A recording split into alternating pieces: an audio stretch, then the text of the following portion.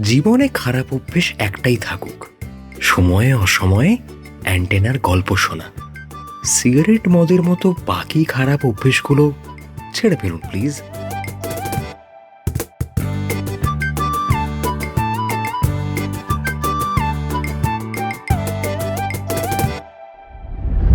এতদিন এত মরা পুড়িয়েছো, এত লাশ আসতে দেখেছো, শ্মশানে রাত কাটিয়েছো এতদিন, কখনো কিছু দেখোনি? কখনো কিছু মানে? আরে মানে ওই ভূত টুত আর কি। গড়ে গোপাল আসছিলেন গো, গোপাল, তার আর আশা হলো না। অদ্ভুত তাপ বেরোচ্ছে, হাতে তুললাম যখন প্রায় হাতের পাতাটাই পুড়ে গেল। আপনার আমার কল্পনার বাইরেও একটি অন্ধকার ঘেরা জগৎ আছে, যেখানে প্রতিটি ছায়ার অন্তরালে লুকিয়ে রয়েছে এক অদৃশ্য সত্য, যে সত্য পাল্টে দিতে পারে আপনার বাস্তবতার সমস্ত সংজ্ঞা। এমনই সত্যে ভরা রোমহর্ষ গল্প নিয়েই তৈরি আমাদের রুদ্ধশ্বাস রহস্য সিরিজ। রুদ্ধশ্বাস রহস্য সিরিজে আজকের গল্প সপ্তপূর্ণির ঘ্রাণ, একটি অ্যান্টেনা স্টুডিওস প্রোডাকশন। শুরু হচ্ছে সপ্তপূর্ণির ঘ্রাণ।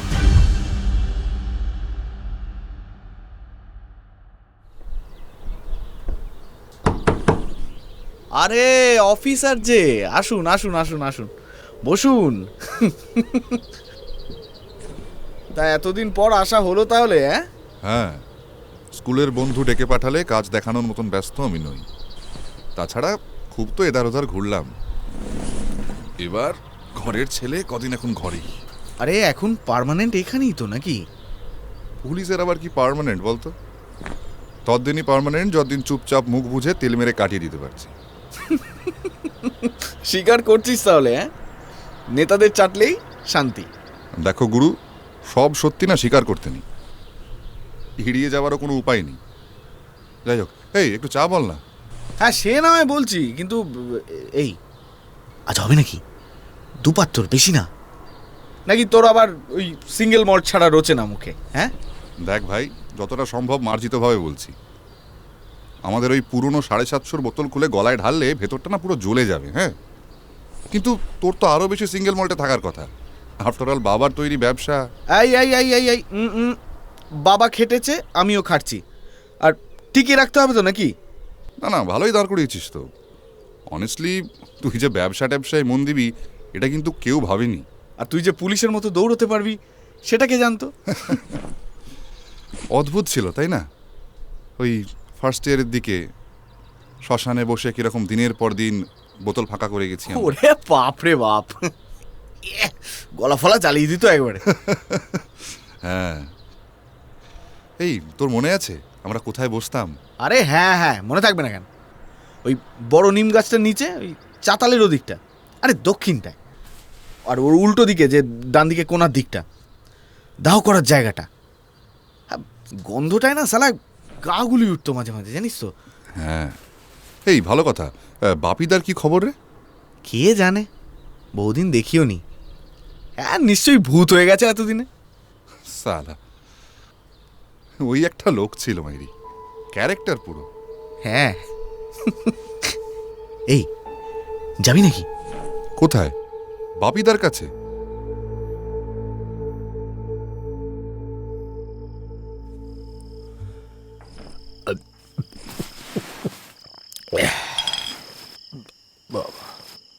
কিরে অভি, আরেকটা খুলি? বাপিদা, 3টে অলরেডি হয়ে গেছে গো। হ্যাঁ, তোদের মতো ইডুকু পেট নাকি রে? দে দে দে দে, এই সব ঢুক গেলে আবার। দে দেখি চানাচুরটা দে তো। ডাল ডাল। বাপিদা, ওই দেখো বডি এলো বোধ হয়। দেখি কার ঘরের বাতি নিভলো। ওরে বাপরে!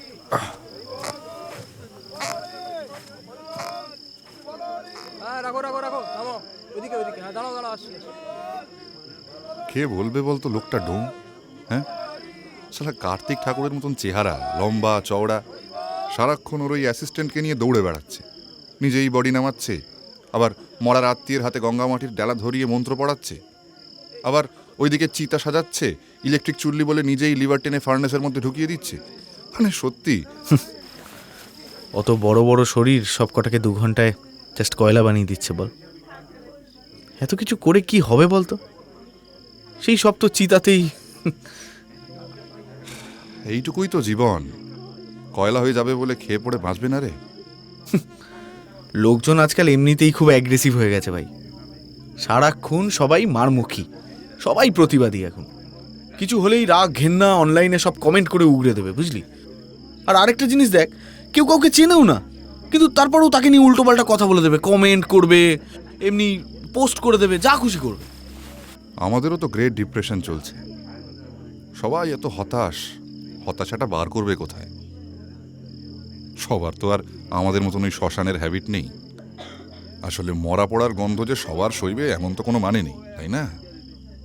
আর এই উল্টো দিকে এই বাপিদাকে দেখি, এই লোকটাকে কারোর সাথে কোনোদিনও খারাপ ব্যবহার করতে দেখিনি। শালা এই চণ্ডালের কাজটাকেও কাজ মনে করে ভাই। অ্যাকচুয়ালি কি জানিস, কাজ নয়, ধর্ম মানে ওটাকে। कर्मं जानता पाप जानता मृत्युकालवशं प्राप्य नरं पञ्चत्वमागतं धर्माधर्म समायुक्तं लोभमोह समावृतं दहेयं सर्वगत्राणि दिव्यान् लोकान् सुगच्छतु स्वगच्छतु।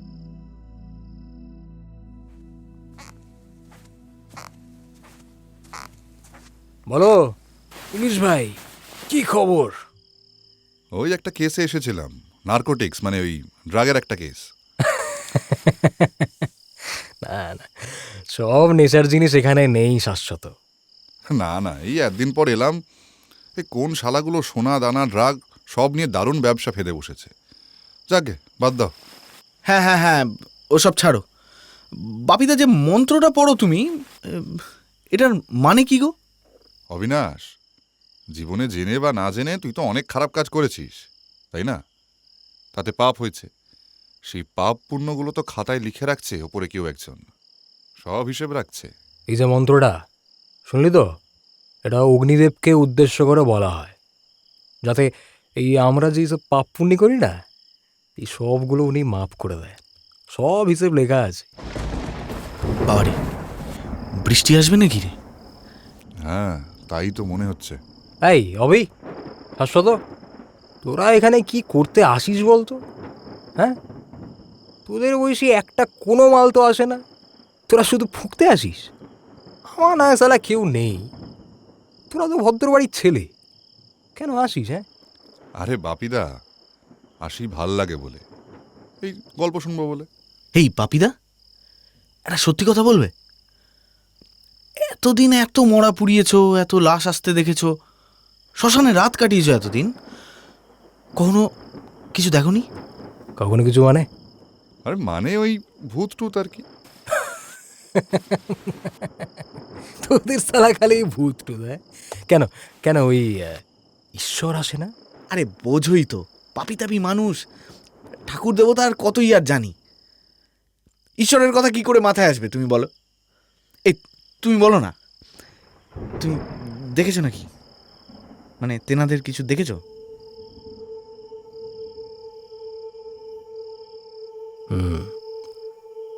দেখেছি বই কি। ধুর, কি ভাবছিস নেশা করে ভুলভাল বকছি তো? গল্পটা বলি তাহলে, শোন শোন শোন শোন।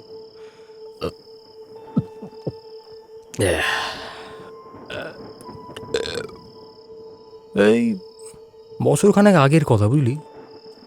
এই জন্মাষ্টমীর আশেপাশে কোনো একটা দিন, ওর পরে বা ওরা আগে, তখনও তোরা কিন্তু এই দিকে আসা শুরু করিসনি। এই আমাদের বাবলু সেদিনকে নেই, ওই বৃষ্টিতে ভিজে মালটা ঠান্ডা ফান্ডা লাগিয়েছে, আসেনি সেদিন, ও ডুব মেরে দিয়েছে, বুঝলি?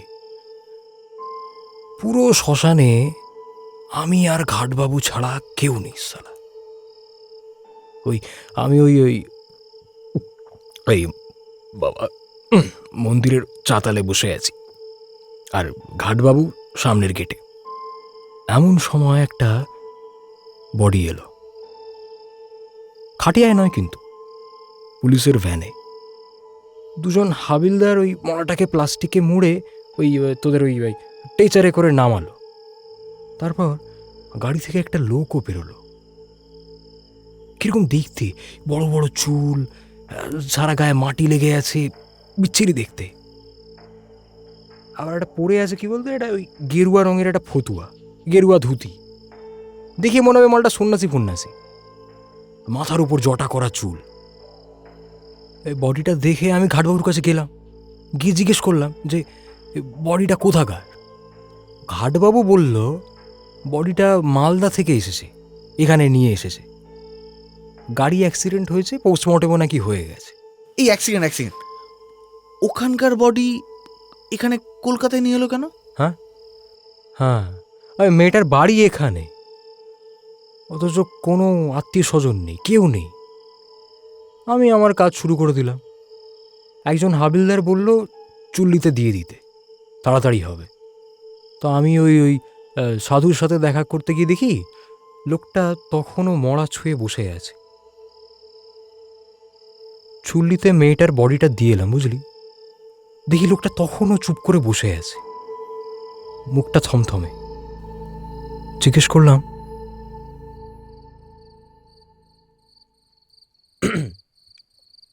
কে হন আপনার?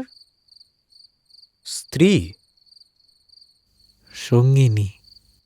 সে বাবু, আপনি স্ত্রী বললে স্ত্রী, সাধন সঙ্গিনী বললে সাধন সঙ্গিনী। তো অ্যাক্সিডেন্ট হলো কি করে? কপাল, কপাল বাবু।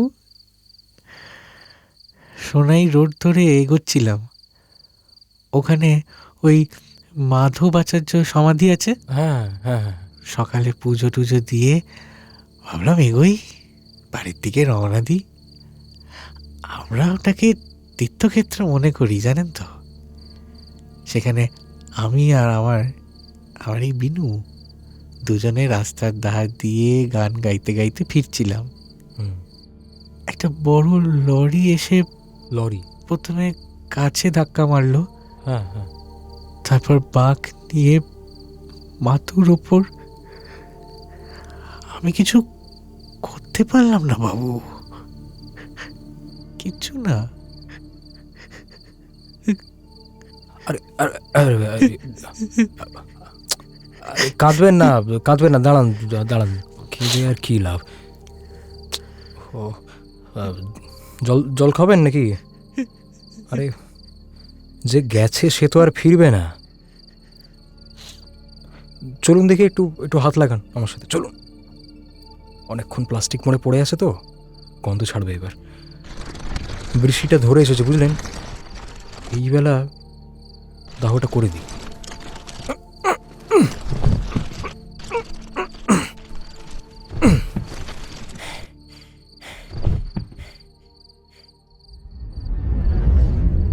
সঙ্গিনী টঙ্গিনী শুনে ভাবলাম বোধহয় বউই হবে।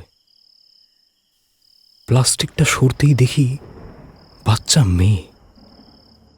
খুব বেশি হলে কত, ওই 13-14 হবে। ভাবলাম কেউ হয়তো পাপ ধোয়ার জন্য কম বয়সে মেয়েটাকে বিয়ে দিয়েছে এই সাধুটার সাথে। মুখটা শ্যামলা, কিন্তু খুব মিষ্টি, জানিস, মায়া ভরা। আর এই চোখের এই ভুরুগুলো খুব সুন্দর, টানা টানা, একেবারে মা দুর্গার মতো। চোখ বন্ধ তো, কিন্তু স্পষ্ট বোঝা যায়, জানিস, ওই চোখে অনেক দিনের দৃষ্টি বাকি ছিল। ভগবান যাদের ওরকম চোখ দিয়ে পাঠায় না, তারা গোটা দুনিয়ার ব্যাপারে খুব কৌতূহলী হয়, জানিস।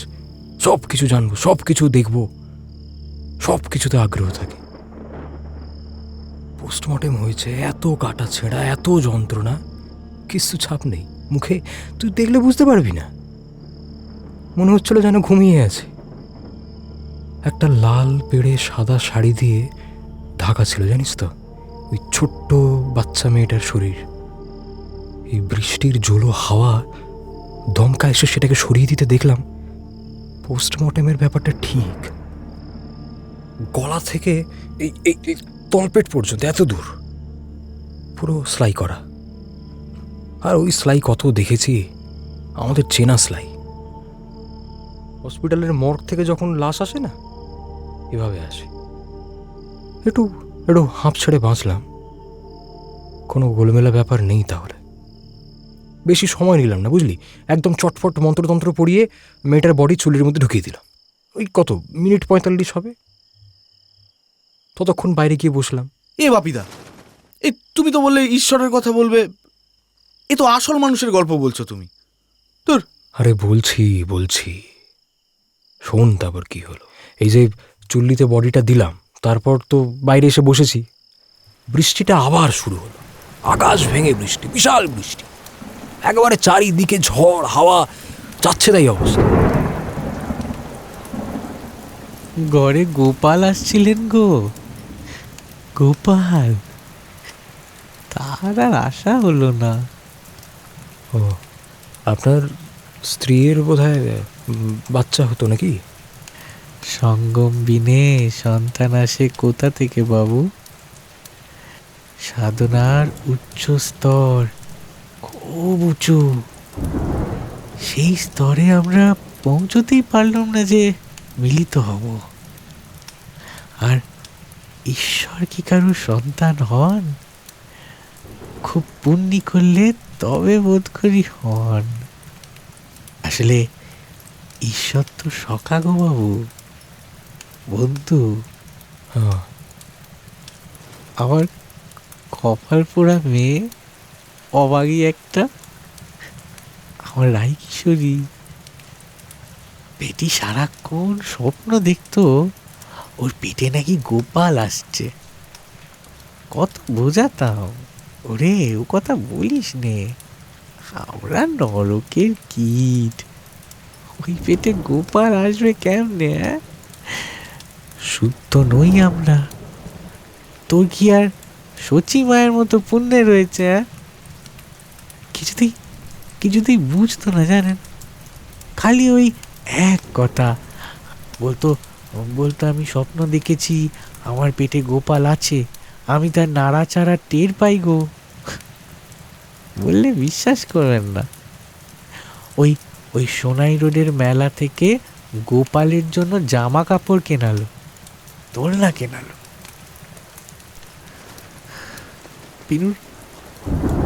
বিনুর সাথে আমার বয়সের তফাৎ অনেকটাই, ওর 18, অথচ দেখলে বছর 14 বাচ্চা মনে হবে। আর আমার তো 37, বাচ্চা মেয়ে। ও, মেয়ের মতোই আদর যত্ন করতাম।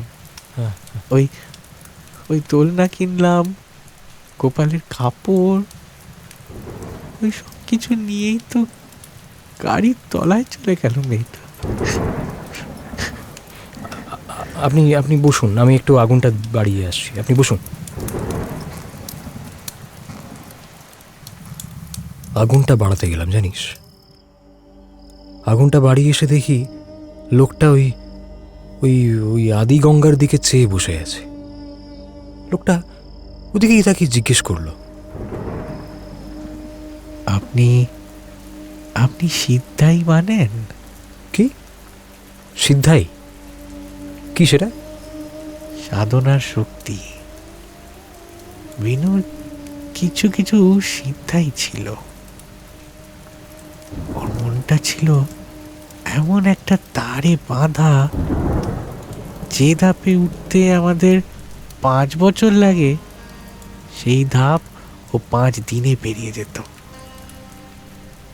বললে বিশ্বাস করবেন না বাবু, কোনটি বদলের পরের দিন থেকেই আমি বাড়ি ঢোকার পর মাঝে মাঝেই বাঁশির আওয়াজ শুনতে পেতাম। আমাদের ঘরের উঠোনে খুব পুরনো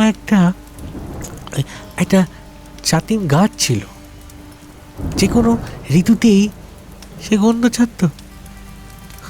বিনু আবার কোত্থেকে ও নতুন নাম শিখেছিল, নামটা সপ্তপর্ণী। হঠাৎ সেই গন্ধে ঘুম ভেঙে যেত আমাদের, ঘোর লেগে যেত আমার।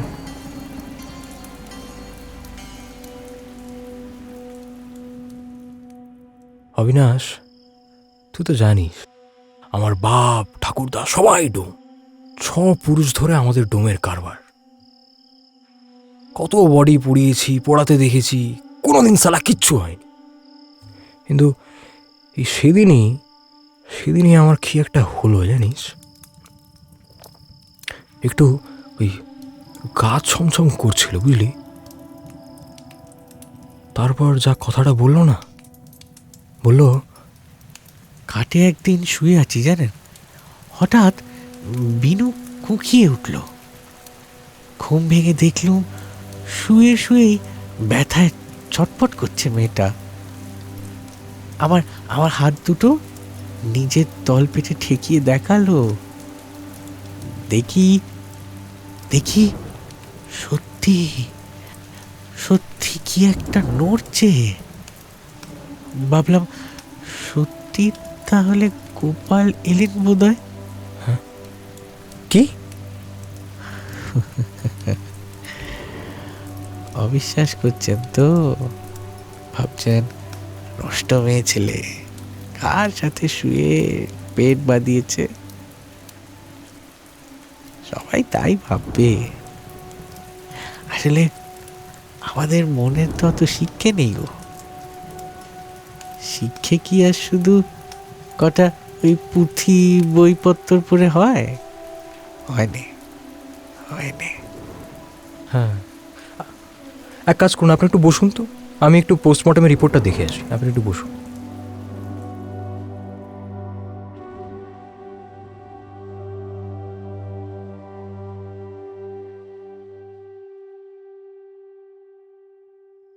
পোস্টমর্টমের রিপোর্টটা দেখলাম জানিস, মাধ্যমিকটা সরকারি স্কুল থেকে পড়লে কি হবে, পেটে তো একটু বিদ্যে আছে নাকি। দেখলাম সব ঠিকঠাক, ইংরেজিতে লেখা, ইংরেজি তো একটু পড়তে পারি। ইনট্যাক্ট হাইমেন, অর্থাৎ কারোর সাথে কোনো মেলামেশা কোনো দিন হয়নি। কিন্তু আমার গায়ের রুম খাড়া হয়ে যাচ্ছিল, মরা পোড়ার গন্ধ ছাপিয়ে নাকে ছাতিম ফুলের গন্ধ এসে লাগলো। অথচ শ্মশানে কিন্তু একটাও ছাতিম গাছ নেই। তখন সালা সত্যি মনে হলো যে কত ছোট আমরা, হ্যাঁ, কত ছোট, কিছুই জানি না। বিশ্ব ব্রহ্মাণ্ডে এত কিছু হয়, সব কি জানি, কত কি তো হয়। এই তারপর কি হলো? আমার না খুব অস্বস্তি হচ্ছিল জানিস তো। সালা এত তন্তর মন্তর দেখেছি, পড়েছি, এইটা কোনোদিন দেখিনি। এইটুকু একটা বাচ্চা মেয়ে, তার পেটে কিনা গোপাল যখন এলোই, তাহলে তারই দোলনা হাতে করে মেয়েটা প্রাণ চলে গেল কেন? জীবনে সালা ওই প্রথমবার পেট গুলিয়ে বমি আসছিল আমার, জানিস তো। চোখে মুখে জল দিলাম একটু, দিয়ে ওই গোসাইবাবুর কাছে গেলাম। গোসাইকে বললাম, চলুন তো, ওখানে দাহ হয়ে গেছে। গোসাইও বাধ্য ছেলের মতো আমার পিছু পিছু এলো। ওই 2 হাবিলদার যারা এসেছিল তারাও আসবে বলল। আমি ভাবলাম আবার জুতো টুতো খুলে আসবে, তাই ওদেরকে বাইরেই দাঁড়াতে বললাম।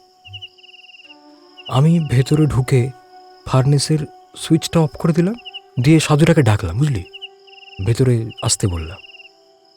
তোরা কোনোদিন দেখেছিস ফার্নেসের লিভারটা টেনে দিলে ভেতরের চেম্বারটা সরে যায়, বুঝলি, আর সরে গিয়ে নিচে একটা বড় কাউন্টারের মধ্যে পড়ে। সেখান থেকে অস্থি, নাভি এসব আমরা পার্টিকে দিয়ে দিই। তারপর তারা গঙ্গায় যে ভাসি টাসিয়ে বাড়ি চলে যায়। আমার কাছে ওইটুকু।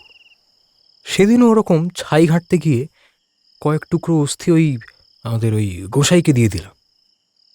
সেও সেটা মাটির মালসায় তুলে রেখে দিল, যেরকম হয়। আমি নাভিটা খুঁজছি, এমন সময় ভেতর থেকে দেখলাম একটা মানুষের মতো মুখ। মানে স্পষ্ট দেখলে বুঝতে পারবি না ওটা মানুষ, অথচ নাক আছে, ঠোঁট বোঝা যাচ্ছে, মানে অদ্ভুত, জানিস তো। বিড়াল কাঠবিড়ালি তো ঢুকবে না। ভাবলাম তাহলে কি ওটাই? হ্যাঁ, ওটাই। ভ্রূণ, জানিস তো, মানুষের ভ্রূণ।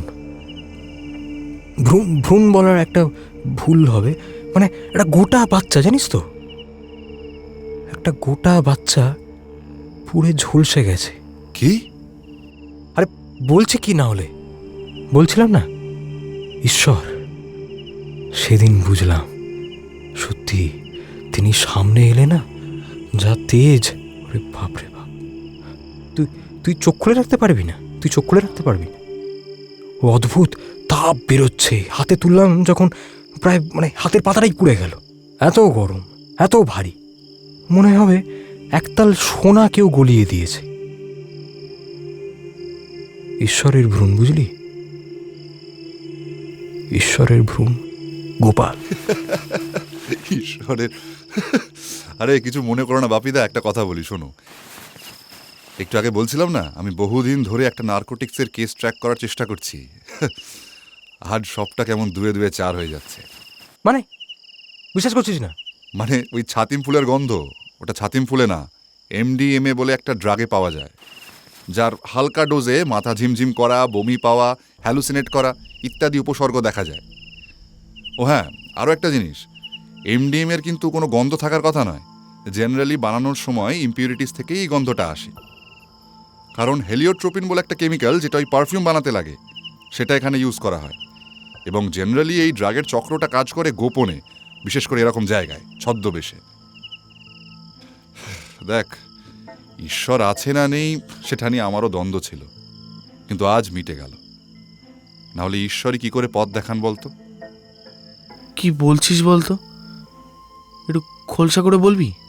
আরে বাবা দেখ, মেয়েটার হয়তো সত্যি একটা অ্যাক্সিডেন্ট হয়েছিল, এবং ওই যে সাধু বাবা, he is the man I am looking for. একই সাথে সোনা, তারই সাথে মহার্ঘ ড্রাগস।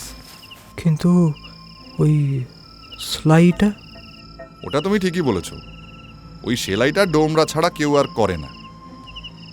ভেতরের স্টারনামটাকে উল্টে পাল্টে তারপর সেলাই করে দেয়।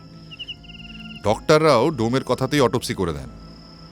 আমার মনে হয় ডক্টর বেরিয়ে যাওয়ার পর এই লোকটা সোনার গোপালের মূর্তিটা পেটে চালান করে দিয়েছে। যদি ঠিকঠাক খোঁজা যায়, এমন কোনো মন্দির নিশ্চয়ই পাবো যেখানে মন্দির থেকে মূর্তিটা চুরি হয়েছে। আর এখানে এসেছিল যাতে গলে যায় এবং সাবধানে বের করে নিতে পারে, সেই জন্য। Exactly, full proof plan. আছেন অবিনাশ, ঈশ্বর আছেন, বুঝলে বাপিদা? গোপাল গোপাল।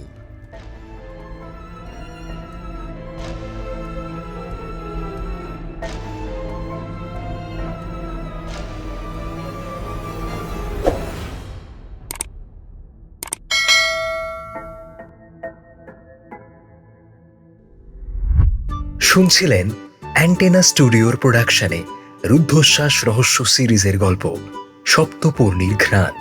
আবহ এবং পরিচালনায় টিম অ্যান্টেনা। অভিনয় ইন্দাস, চয়ন, জ্যোতিষ্মান এবং দেবজিৎ। আরও ভালো ভালো গল্প শোনার জন্যে লাইক, শেয়ার এবং সাবস্ক্রাইব করে পাশে থাকুন।